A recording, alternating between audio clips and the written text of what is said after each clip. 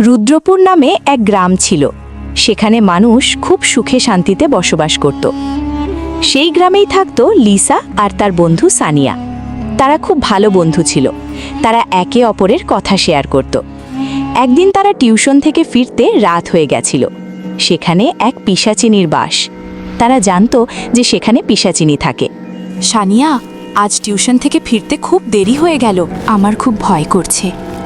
ভয় করিস না তো, কিচ্ছু হবে না, আমি আছি তো। হঠাৎ শেয়ালের ডাক শুনে তারা ভয়ে কেঁপে উঠল।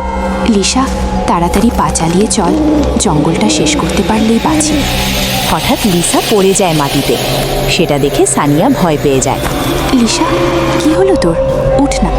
লিসা কিছুক্ষণের মধ্যে উঠে গেল। তারপর তারা যে যার বাড়ি চলে গেল। লিসা বিড়ালের আওয়াজ শুনে উঠে পড়ে। তারপর সে আয়নার সামনে দাঁড়ায়। সে দাঁড়াতেই হঠাৎ একজনকে দেখতে পায়। সে ভয় পেয়ে অজ্ঞান হয়ে যায়। পরের দিন তার মা তাকে জিজ্ঞাসা করলে সে কিছু বলে না।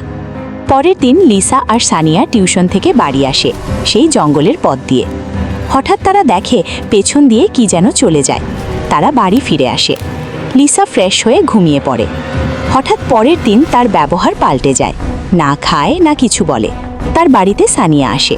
সে জিজ্ঞাসা করে, কাকিমা বলল তুই কারোর সাথে বলছিস না। তুই চলে যা এখান থেকে, না হলে মেরে দেব, যা বলছি। এই কথা শুনে লিসা ভয়ে কিছু না বলে সেখান থেকে চলে যায়। কাকিমা, আমার মনে হচ্ছে লিসাকে পিশাচিনীতে ধরেছে। আমরা যখন বাড়ি আসছিলাম তখন লিসা পড়ে গেছিল, তারপর থেকেই এরকম ব্যবহার করছে। আমারও তাই মনে হচ্ছে। আমার জানা একটা তান্ত্রিক আছে, সম্পর্কে সে আমার কাকা হয়। সে এই ব্যাপারে সব জানে। সেখানেই নিয়ে চলো লিসাকে। তারপর তারা লিসাকে নিয়ে তান্ত্রিকের কাছে যায়। এর ওপর পিশাচিনীর ভর, ও ওকে সহজে ছাড়বে না। তোমরা বসো, আমি আসছি। বলে তান্ত্রিক কিছুক্ষণ বাদে আসে। এসে মন্ত্রপাঠ শুরু করে। হঠাৎ সেই পিশাচিনী বেরিয়ে আসে।